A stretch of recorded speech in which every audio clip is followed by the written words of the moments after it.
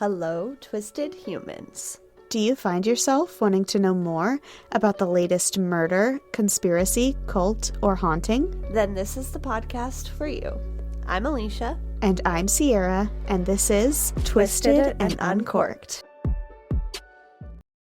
Hello and welcome to episode 197 of your favorite podcast. Today is my cult episode, and I honestly am getting a little tired of talking about specific cults, people who just wanted so badly to be leaders just to enforce control on others.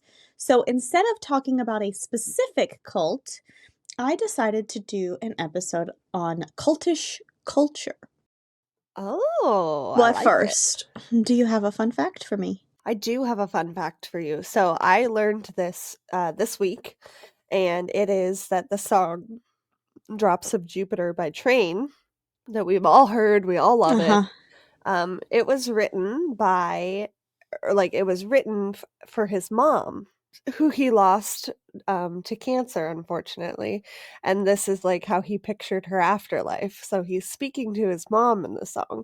And Oh I'm my like, that goodness. changes the vibe of this infinitely now. Yeah. But if you listen to the lyrics with that in mind, it's like, it's really sweet. And Yeah, it is. he like says heaven's overrated, like I hope you're dancing on the Milky Way, like just like I'm like Oh, I love it. Anyway, so that's my fun fact for you today. wow, that is so sweet. I love that. Right? Who would have known? My fun fact is that being in sunlight, particularly in a green space, produces serotonin in your brain. This is kind of a long-winded fun fact. Okay, there's multiple mini facts in between. Serotonin is the chemical that makes you happy. If you are on antidepressants, they are meant to trick your brain into producing more serotonin because you aren't getting enough naturally. But hey, I just told you how to get some naturally. Serotonin is also needed to sleep. Melatonin, which makes you sleep, is actually produced naturally in your brain by a chemical process that converts serotonin into melatonin. So if you aren't sleeping good, it's because you need more. Go touch grass, okay? You need more sun and more green and more happiness. I think this is why I sleep so well when we go camping. Yeah, very possible. Speaking of, this episode pairs well with a healthy pina colada due to its vitamin C content. Bonus fun fact, vitamin C can help prevent or prolong sun damage on your skin. It is not a replacement for physical or mineral sunscreens, but having the right amount of it in your diet or skincare routine can dramatically extend the amount of time that you can be in the sun before burning. So if you decide to put a healthy amount of vitamin C into your lifestyle and see those changes in how often you burn, then you can make the decision to reapply your physical sunscreen less often, or give yourself breaks from tanning in the sun at the new intervals. The recipe for my quote-unquote healthy pina colada is frozen pineapples, which has more vitamin C than just pineapple juice, coconut milk, a squeeze of lime juice, 2 tablespoons of honey for sweetness, and then blended with ice. White rum is the alcohol of choice for the pina colada. If you need a more convenient way to consume on occasion, you can mix 2 parts pineapple juice with 1 part cream of coconut. That's it. That's how I take it on the go. You know, when we go to the beach or a picnic, my kids love it. They ask me all the time, will you make me a pina colada? And that's what they mean. Just pineapple juice and cream of coconut. Add booze if you choose, and take the drink along with you while you touch grass or soak in a few rays. I loved all of that. And full transparency, I just finished 2 hot yoga classes. So I'm drinking coffee and electrolytes. But I am drinking pina coladas with Kevin later because we decided we're going to have fun dinner on the deck and drink pina Nice! coladas. So Nice. I'm also we're going to drinking touch coffee. fake grass. I'm also drinking coffee because I have a lot of work to do today, but I do literally have my pina colada mixers at the new house where we're working today, because sometimes I get so hot that I want one. And it's Mhm. also, pineapple juice is really good for hydrating. So if you're Ah, like, I don't want any water, but I'm out in the sun and need hydration, pineapple juice. Interesting. Pineapple juice is good for a lot of things. And it's It a good I is. learned now that my new skincare routine of adding vitamin C Mm-hmm. serum is probably a good thing then. Yes, but pineapple juice, fresh pressed pineapple juice, by the way, is also really good for sore throat because Oh, it has bromelain in it, which soothes your throat. I think you used that as a fun fact when Yeah, you were sick probably. like 100 episodes ago. I love pineapple juice. I love it. Okay. You sound like I Um, love corn, kid. I just really love pineapple juice, okay? Before we get started this week, I just wanted to thank some new patrons that has joined our twisted little club. We have Shayla. I hope I'm saying that right.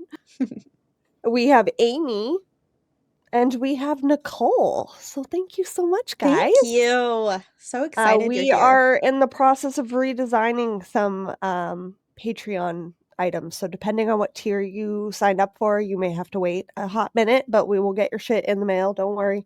It will Yes. come. We appreciate you. We are going to get into today's story after a quick promo from Thick Thighs and Creepy Vibes. Okay, so like I said, I am going to be talking today about cultish culture, and this might be the episode where we get canceled.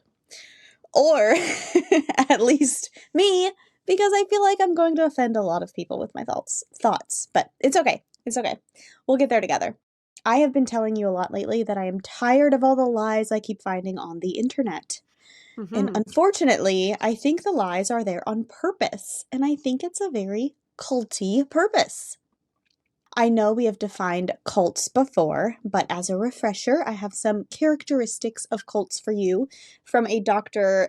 Janja Lalick, who is a quote, international authority on cults, extremism, and coercion, end quote.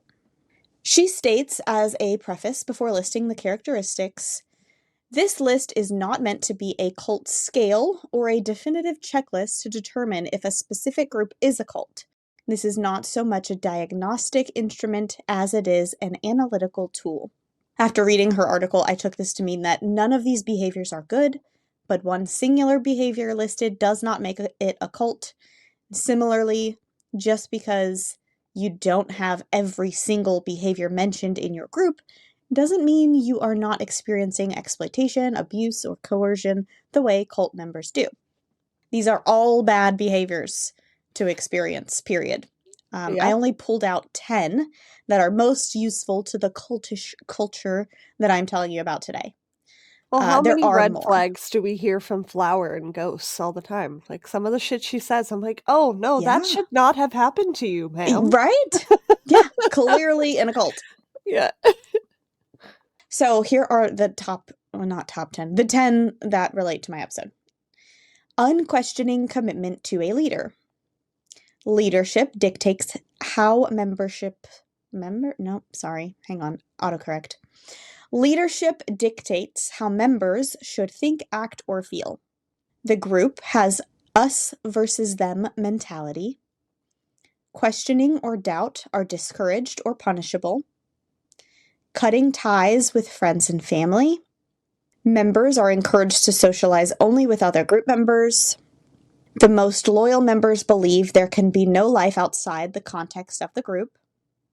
The group teaches or implies that its supposedly exalted end to justify whatever means it deems necessary.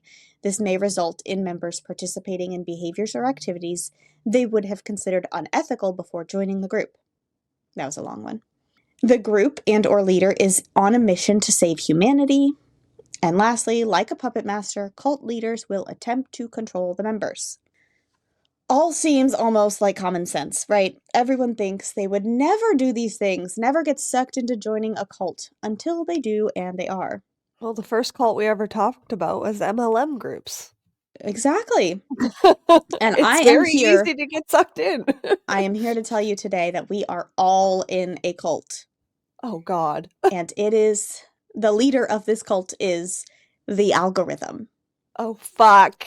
Okay, I love So, this. I let love me this explain. already. Okay. I'm No, sorry if you it's are a very perpetual creative. scroller, you're going to be pissed off, okay? Probably But at all me, of us do but it, so we're yeah, all we in a do. cult. We Yeah, do. that's true. How many times do you scroll when you're trying to fall asleep at night? Mm-hmm. All And right. suddenly an hour went by, you know? So the first characteristic, unquestioning commitment to a leader. People have said the phrase, Google it, so often that it has changed meaning from actually using Google to just searching in general. Not everyone uses Google. Some people use Safari, some use Bing, Yahoo, or any other search engine. But the point is, we have become so reliable on the internet to just give us the answer. Anyone can write things on the internet, but we don't question it. They don't have to be true things that are written on the internet. Even the news is allowed to say things that are not true. Freedom of speech in America gives everyone permission to lie. And the algorithm, the way it works, is it chooses the information that we see first on the internet based on what is popular. It does not know what is true and what is lies. It only knows what is popular. Did you know that in 2012, some college students changed an article on the internet about who invented the toaster? And the prank wasn't caught until 2022. What? That was 10 years of lies circulating on the internet. A school Was it taught the Wikipedia? false, yes, but Okay, the well, school taught a school after Wikipedia. Okay, it's a really long story. Sinisterhood did a bonus episode on it, but okay. after Wikipedia, after they changed it on Wikipedia, a actual news outlet sourced that and spread it. Then a school taught the false information to their students, having a day about it. A whole day for the inventor of the toaster, who was not the inventor of the fucking toaster. Was it like one Um, of them? Like just like a yeah, random yeah, fucking their buddy. Yeah, yeah. Who was born in 2000, 2 or some shit. I think it was Oh like my 1980, but still. Yeah. God. Um No. Toasters have been around for a long ass time. yeah, the news reported on it. The fact was published in a book, a nonfiction book, and no one caught this hoax until 2022. Did I just say nonfiction? Is that right? Nonfiction? Yes, nonfiction. Sorry. Yeah. I'm like, my brain isn't working. Yeah. So for 10 years, this guy who is our age was the inventor of a toaster, which was invented in like the 1700s or some shit. And no one realized. Well, But when was the toaster actually invented? Because now I need to know, and I'm going to give you a chance to take a sip of are your you going to coffee. Google it? Are you going to? 1893. How do you know that's true? She just Googled it, guys. She is in a cult.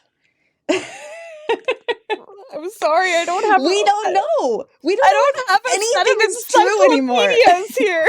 I literally do. I literally do at my new Did you house. also find it in the walls? Yes, I did. I found it in the walls. Okay, I'm so excited about it. I was like, I could throw these away, but I'm not going to. She's got 1993 Reader's Digest I and do. encyclopedias. Yes, they're awesome. I love it. Okay. The second characteristic, leadership dictates how members should. I keep saying dictates weird. Leadership dictates It how is a members weird transition of words. Feels how mouthful. members should think, act, or feel. This one is a bit weird because this creates a quote unquote cult, since I'm deciding to call it that, specific to you. You might not be in the same cult as another listener. The algorithm knows you, it knows each of us individually. It is designed to take in your information and produce more information for you. It knows what makes you happy, what makes you sad, what makes you laugh. If it wants to make you angry today, it can. If it wants you to buy something today, it will show you marketing that it believes you are most likely to respond to. If it wants you to think that something crazy is happening, it will show you that thing in a way to make you believe it's crazy, even if it isn't. For example, my algorithm knows that I care about human safety and ethics. So, when Trump fired the director of the Federal Aviation Administration, and then there were a bunch of aircraft incidents in the news, the algorithm knew I would be pissed watching stories and videos of aircraft falling down. I thought, how could we allow this man to fire someone who has been helping all these flights stay in the air? This is dangerous and unethical. But the algorithm did not expect me to look up the facts from the National Transportation Safety Board's Index of Aviation Accidents, where I found that there have actually been less aircraft incidents on average since that person was fired. They were fired in February of this year, making March the first full month without them.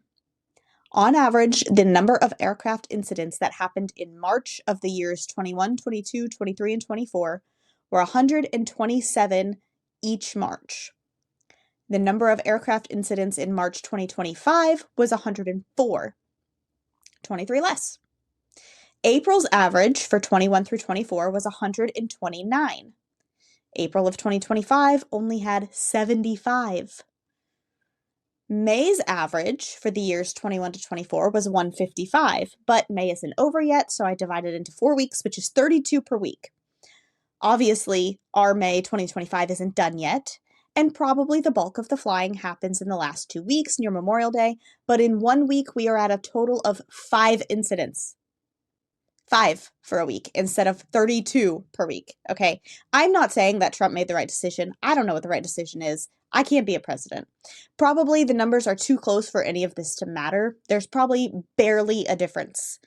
All I know is that there is absolutely not more aircraft incidents, and that is exactly what the algorithm was trying to convince me of, to make me angry, to control the way I thought or felt about the situation. And I was fucking pissed. I was angry. And now I'm just angry at the algorithm. How dare they fucking trick me? You know? What the fuck?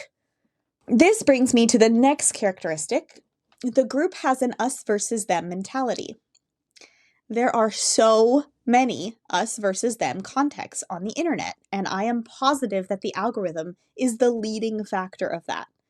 Calling versus texting, Blue Sky versus Twitter, Apple versus Android, Blake Lively versus Justin Baldoni, A Court of Thorns and Roses versus Fourth Wing, physical books versus audiobooks, millennials versus boomers, or even Gen Z, and the biggest one is liberals versus conservatives, or Democrats versus Republicans. I am not getting into politics in the sense that I'm going to tell you what side you should be on, but if we all really think about it, aren't we a bit of a mix of both? I know that there are things that liberals agree with that I agree with a lot, and I know that there are things that conservatives agree with that I agree with. But there is such an us versus them mentality about it that it doesn't seem to matter.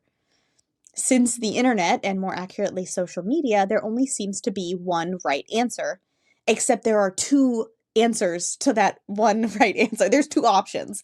You're either us or you're them. No one cares that some people call and text. You're either a caller or a texter. You're either on Twitter, aka X, or you're on Blue Sky. Even if you're on both, you don't admit it. You're either Team Apple products or not, and Apple doesn't give you much of a choice about mixing it up either. Some apps are not even downloadable, further enhancing the us versus them. You're either Team Blake or Team Justin, even if probably both of them are just fucking assholes. There is a reason that people tend to believe so strongly in their quote-unquote side, and it's because of the algorithm. Mm-hmm. Have you heard of the term echo chamber? Yes. An echo chamber is, quote, an environment in which a person encounters only beliefs or opinions that coincide with their own, so that their existing views are reinforced and alternative ideas are not considered, end quote. It limits exposure to diverse beliefs, can increase anxiety, lower self-esteem, foster a feeling of isolation, and reinforce harmful behavior. The news is guilty of pushing these us versus them opinions as well. There are only 6 companies that own most all media, such as 24-hour news, newspaper, publishing houses, literal internet providers, and even video game developers. So this is how you consume information, even when you're not on social media. They too have become little echo chambers. If you only watch news channels owned by one group, you're more likely to only hear opinions that are repeated back to you over and over and over again, never giving it a second thought. This all ties into the next characteristic. Questioning or doubt is discouraged or punishable. No one likes when you go searching for information to disprove someone else's facts anymore. For a while, the phrase, quote, do your own research was, and maybe still is, an insult. So was/is the term woke, which literally means to stay vigilant and aware. You should always question everything that you learn. That's how you think critically. But in the us versus them, no one wants you to think for yourself. They want you to listen to them and trust them without a second thought. The next two characteristics are how that is made possible. Cutting ties with friends and family, and members are encouraged to socialize only with other group members. I am not saying that the people in your life that are harmful to you physically or mentally should be allowed to continue to cause harm, but I do think we really need to think about what is causing mental harm and what is causing us to think, which we might not like to do. Those are different things. Many people of either quote unquote side of any of the quote unquote us versus them situation will tell you that you can unfollow, unfriend, or even block people on social media that you don't want to see posts from. Sure, you can, but you're reinforcing the echo chamber, and the algorithm is going to be able to attack harder and convince you of things easier. The same goes for family that has differing opinions than you. So many people on your quote unquote side of the us versus them will just say, cut them off. Doesn't that sound culty? It sounds like the characteristic that says the most loyal members believe there can be no life outside the context of the group. Like they refuse to accept that anyone who thinks differently is a good or decent person. They won't even listen to why the people on the other side feel that way. Spoiler alert, usually it's because they are also in an echo chamber. We're all being mind-fucked by the algorithm. The next characteristic is the group teaches or implies that it's supposedly exalted and justify whatever means it deems necessary. This may result in members participating in behaviors or activities they would have considered unethical before joining the group. So, I do not mean for this to be a super political episode, but since the algorithm has been pushing that the most lately, it is just the easiest to talk about. There are so many things on both political sides that people, not the leaders of these political groups, just people in general, have done or said that are completely unethical. And I don't think it's because these are unethical people. I think they have just had their minds warped by the algorithm so much. And they have become so angry because of this echo chamber type thing. And to add on to the next characteristic, they truly believe that the group and or leader is on a mission to save humanity. Whether it's saving humanity from the devil by believing that Trump is Jesus reincarnated, or saving humanity from Trump by voting blue no matter who. Both extremes completely and honestly believe they are doing it for the correct reasons, but they are both being shown different correct reasons by the algorithm and the echo chamber that it has created for them. Both of those statements are absolutely insane to me. Sorry, not sorry. I might be canceled now. Trump is not Jesus. You should not vote blue no matter who. You should vote for the right person.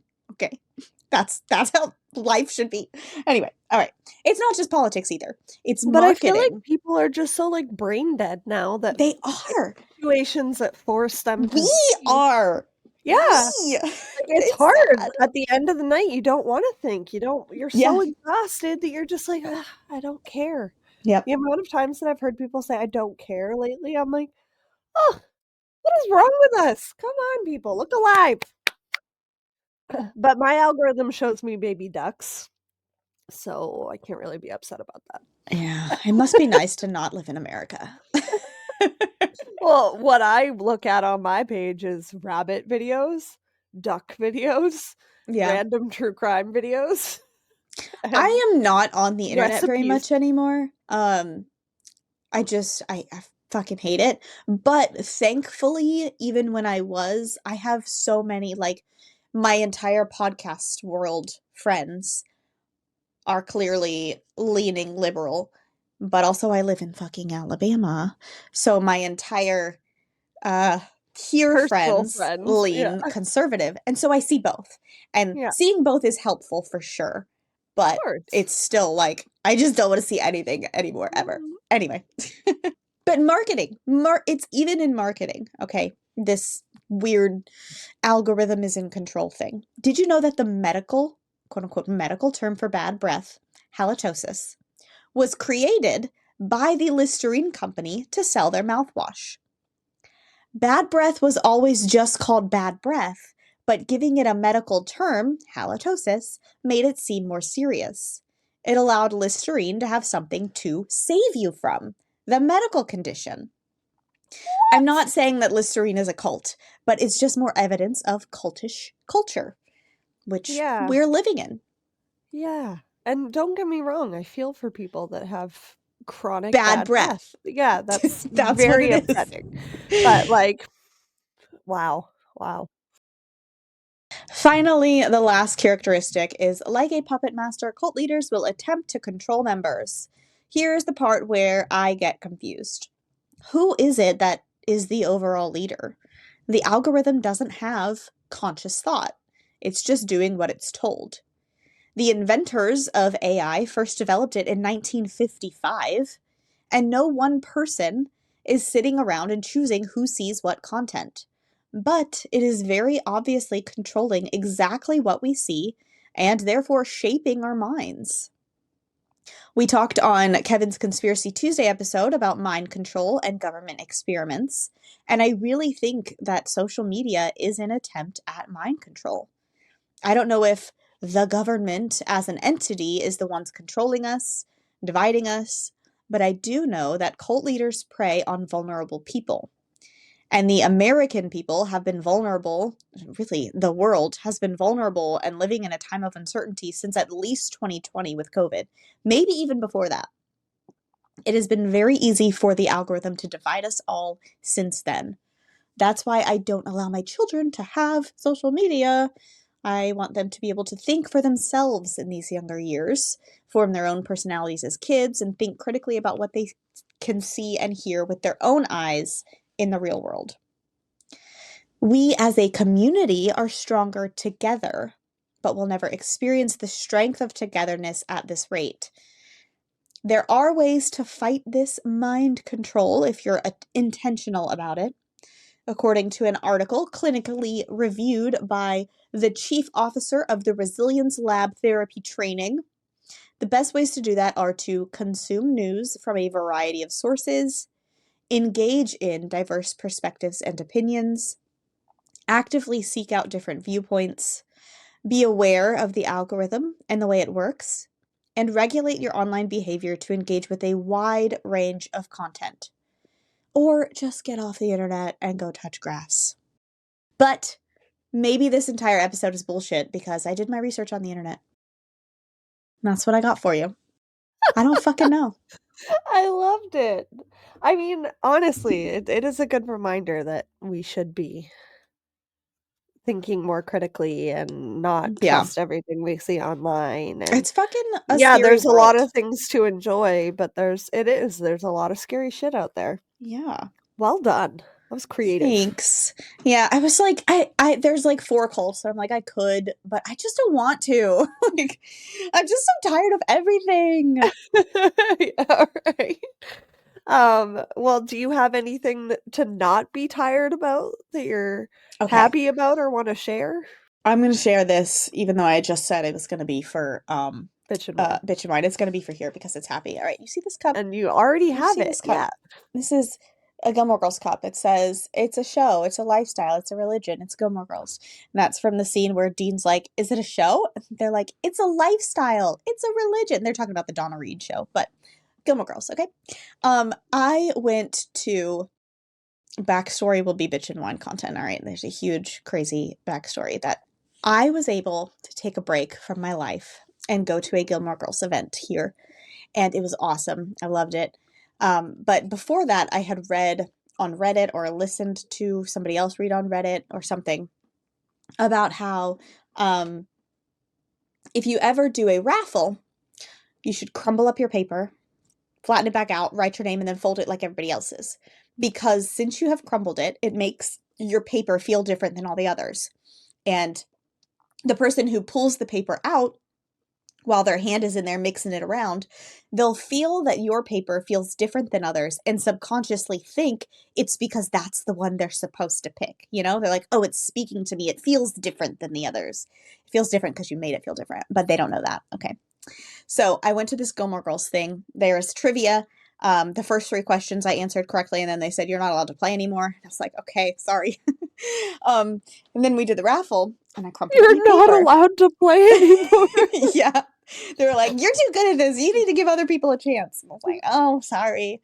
Um, so then they did the raffle, and I crumpled up my paper, and I flattened it back out, and I wrote my name. And guess what? It fucking worked. I won the raffle, and it was awesome, and I was so excited, and I got this awesome cup and a bunch of other things.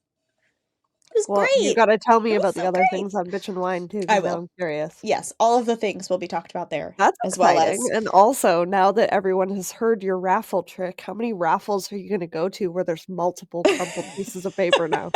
maybe we should not crumple them anymore because that's the one that'll feel But different. yeah, we'll do it the opposite way when it gets too much. Yeah. Yeah.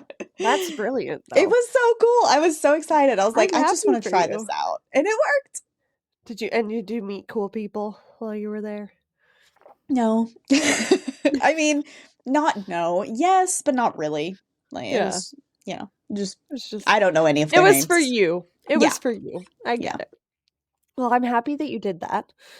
My something happy is that our deck is almost clean. Me and Kevin spent hours last weekend doing it and scrubbing the walls and you know, de-winter and grossifying it. And Yeah. then we also went and got we have like one strip of fake grass out there from my parents because they had too much. But we went and bought more of it so that we could do our whole deck like that. And I'm very excited because then it'll feel I love the feeling of it, even if it kind of like tricks my brain when I walk out there or I'm reading. It just feels cozier Yeah. to be around green. And I got a bunch of flowers and herbs, and I'm so excited. So yeah, we are going to enjoy a little bit of it tonight and probably do some more cleaning tomorrow, but I can't get over That'll how be much nice. dust and dirt is outside and accumulates over 8 months. Like, I came inside last weekend after doing the first haul. He helped me for a little bit, and then I did the rest. I had dirt all over my face. Like, it looked like I'd climbed down somebody's fucking chimney. And Oh that my was just, like, gosh. in the air and, like, Yeah. sticking to my sweat. So Yeah. I'm like, "How does this happen?" He was killing himself laughing. He was like, "Would you like $1, little boy?" Like, a fucking A chimney little sweep chimney sweep, kid. yeah. Yeah. Oh my I'm gosh. like, "Oh, no." So, yeah, That's but funny. it's, good stuff. I love this time of year when I get to be outside more. We've come full Yes. circle. And I'm excited to share next week's episode with you all. We had very special guests on the show, Tyler and Charlie from Believing the Bizarre, and I told them my special topic episode, which was underwater crimes, and I accidentally on purpose misunderstood the assignment. And you'll see. There's some layers to it. So be sure to be sure be sure to tune in for that. And in the meantime, keep Keep it it twisted. twisted. Twisted and Uncorked is a proud member of Weirding Way Media. Hosted and produced by Sierra Zorn and Alicia Watson. If you like the show, don't forget to leave a 5-star rating and review wherever you are listening now. It really is the best way to spread the word. You can check out all things Twisted on our website, twistedanduncorked.com, and we will see you next Tuesday for a brand new episode.